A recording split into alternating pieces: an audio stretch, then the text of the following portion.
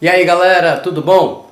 Hoje estamos aqui de volta para mais um vídeo. Hoje nós vamos falar de resistência do ar, ok? É uma força difícil de entender porque entre todas as forças que nós estudamos até agora, ela é a única força que vai variar com o módulo da velocidade. Ou seja, a força de resistência do ar, ela aumenta à medida que a velocidade do corpo aumenta. Infelizmente nós vamos ter algumas limitações, nós vamos conseguir fazer cálculos simples envolvendo essa força.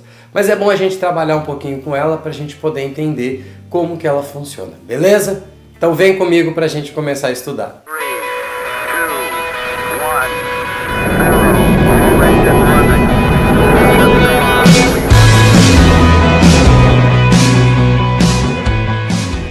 Bom, a explicação para a força de resistência do ar ela é relativamente simples.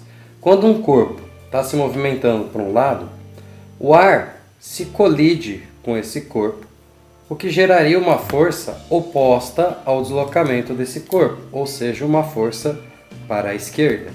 É essa força que nós vamos chamar de força de resistência do ar.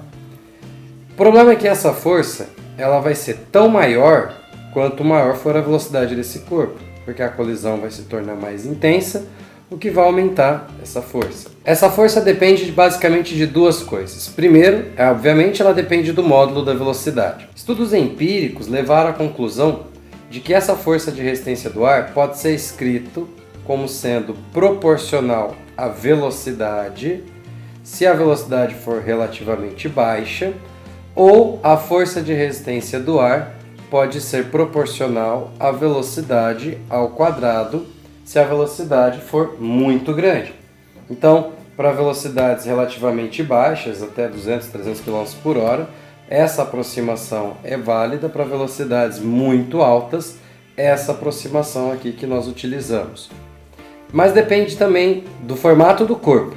Ou seja, se um corpo tiver um formato específico, ele pode aumentar ou diminuir essa força de resistência do ar. Nós vamos incluir isso com uma constante K, que essa constante é a constante aerodinâmica, é o coeficiente aerodinâmico do corpo. Não vamos falar sobre como determinar esse coeficiente aerodinâmico, embora ele pode ser calculado por cálculos bem complexos, mas a gente não se importa com ele agora. É esse coeficiente aerodinâmico que explica por que aviões têm o formato que tem. Por exemplo, o bico do avião ele é pontiagudo exatamente para que diminua esse coeficiente aerodinâmico, ok?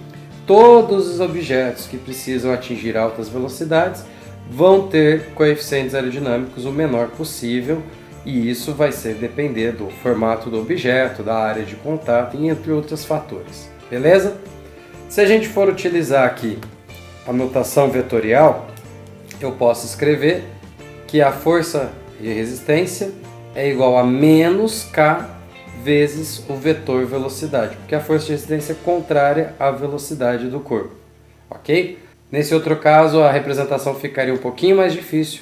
Eu teria que fazer força de resistência é igual a menos K vezes o módulo da velocidade ao quadrado vezes o versor velocidade. Esse símbolo é basicamente a direção do vetor velocidade. É basicamente o vetor velocidade dividido pelo módulo dele. Quando eu pego uma coisa e divido por ele mesmo, não dá 1? Então esse vetor ele tem tamanho 1. Quando eu multiplico ele aqui, ele não altera nada. A gente chama isso na física de versor. Versor é um vetor diretor, é um vetor que vai dar só a direção. Ele tem unidade sempre 1, ele tem intensidade sempre 1, ou seja, ele não vai alterar aqui.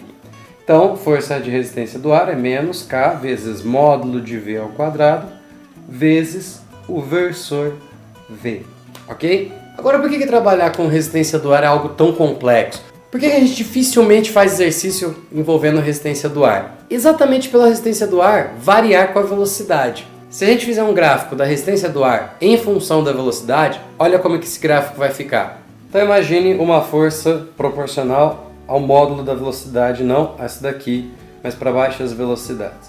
Se eu for fazer um gráfico da força em função da velocidade, esse gráfico seria uma reta crescente passando pela origem, porque quando a velocidade é zero, a força é zero. Significa que quanto mais rápido o corpo fica, maior vai ser a força.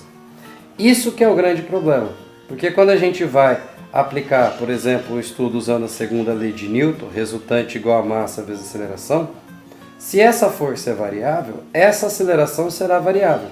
E a gente não estuda movimentos com acelerações variáveis, a gente só estuda movimentos com aceleração constante, que é o chamado movimento uniformemente variado. Se for um gráfico da força resultante proporcional ao quadrado da velocidade, isso complica um pouquinho mais. Por quê? Porque a força de resistência do ar com a velocidade forma um gráfico que é uma parábola, ou, como diz, um arco de parábola. E aí quer dizer, para quando está começando o movimento, a força aumenta um pouquinho, mas de repente a força começa a aumentar cada vez mais rápido, cada vez mais rápido. A gente pode juntar esses dois e pensar, nesse primeiro pedaço, o gráfico é quase uma reta, por isso que a gente pode fazer a aproximação. A partir de uma certa velocidade, o gráfico curva e aí tudo complica. A gente vai aprender a resolver problemas de resistência do ar somente no caso que a gente chama de velocidade terminal. Quando o corpo atinge sua velocidade máxima em um movimento devido à ação da força de resistência do ar limitando. Um exemplo, se você jogar um objeto, esse objeto vai começar a cair acelerado, chega uma hora que ele para de ganhar velocidade. E por que ele para de ganhar velocidade? Porque a resistência do ar se tornará igual ao seu peso. Nesse momento, o corpo para de ganhar velocidade e ele começa a se movimentar com velocidade constante, pois a resultante sobre o corpo passa a ser zero. Beleza? Então esse é um dos casos. Um outro exemplo, porque quando o motor de um carro empurra ele para frente, existe um limite para a velocidade que o carro atinge, por causa da resistência do ar. Obviamente tem atrito também? Tem, mas eu estou ignorando o atrito, eu estou pensando só na resistência do ar. Então o que vai acontecer é que chega uma hora que a força que o motor exerce no carro se iguala à resistência do ar. Isso faz com que o carro pare de ganhar velocidade. Ou seja, o carro atinge uma velocidade limite. Existe uma velocidade máxima que o carro pode atingir e essa velocidade máxima depende da aerodinâmica do carro. Por isso que carros esportivos têm toda uma aerodinâmica diferenciada, que é para reduzir a resistência do ar, consequentemente permitindo que ele atinja velocidades maiores.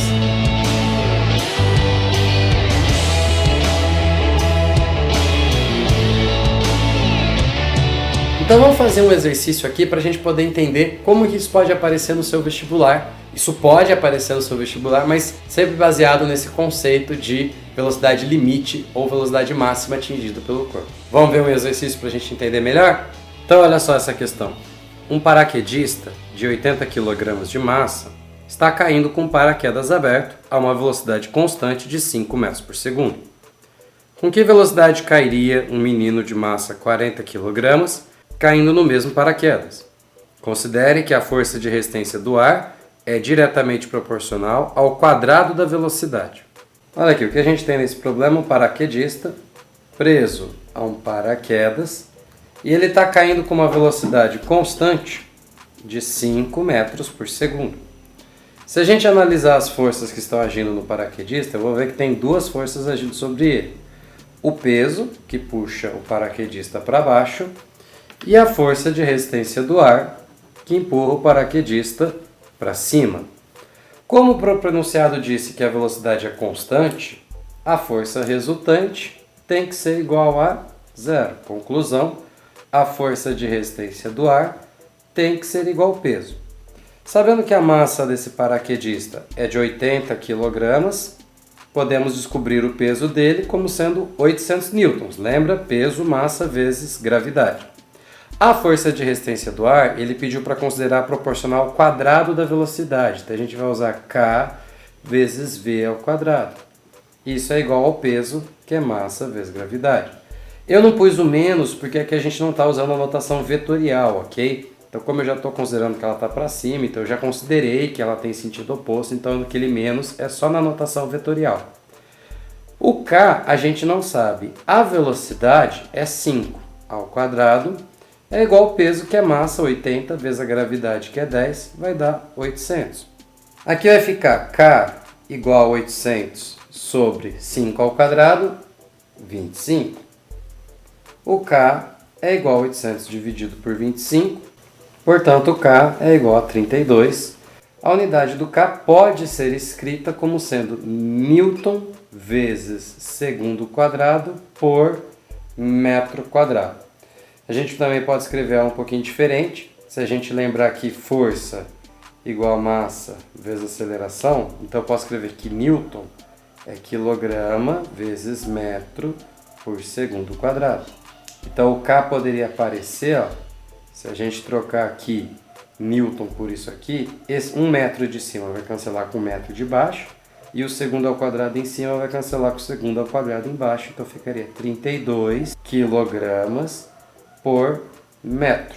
Beleza? Mas aqui é irrelevante a unidade. Quando a gente troca o paraquedista pelo garoto, a gente vai ter o mesmo paraquedas com a mesma abertura, portanto, com o mesmo coeficiente de aerodinâmico.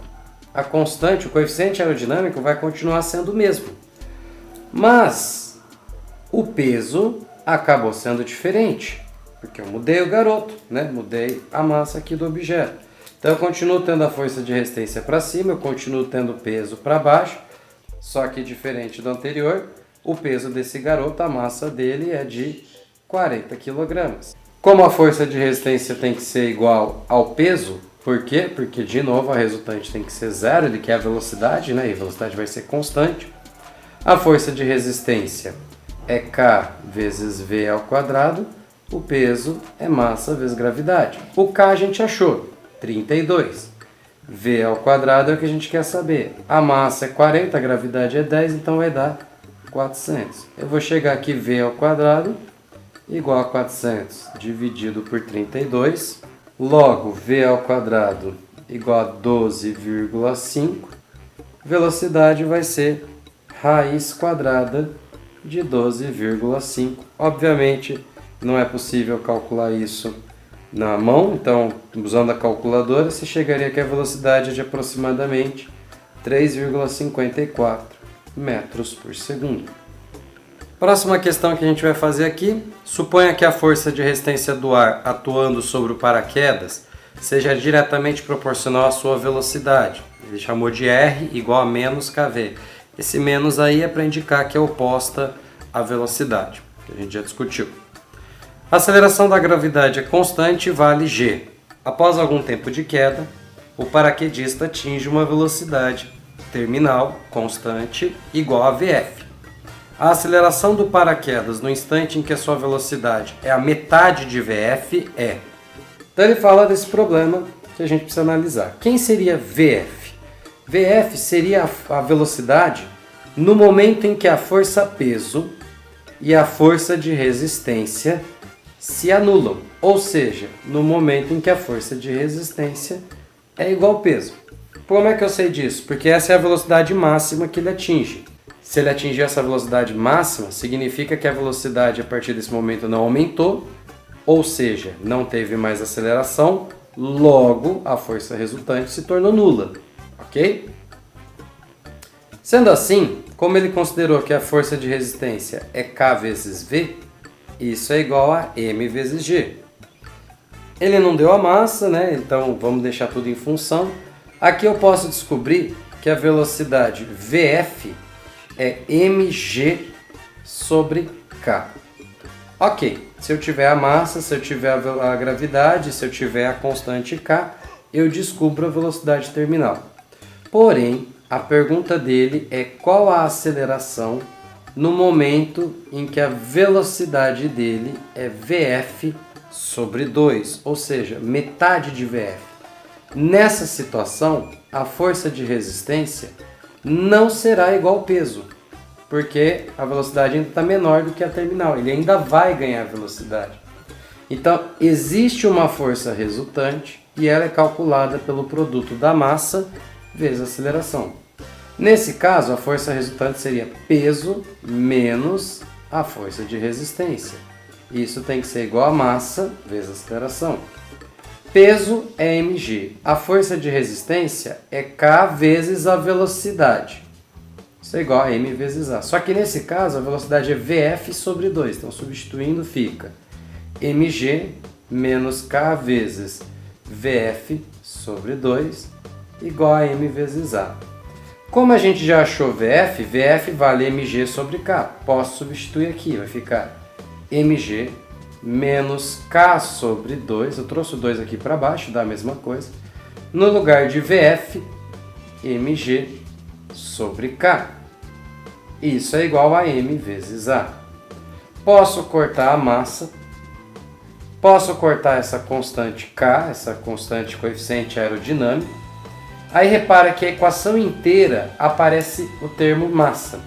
Então eu vou dividir essa equação inteira por M. Vou dividir todos os termos por M. Quando eu fizer isso, corto a massa aqui, corto a massa aqui, corto a massa aqui. Eu vou chegar numa equação bem mais simples que está escrito assim, G menos. Aqui ó, cortou M, cortou K, sobrou em cima G, embaixo 2.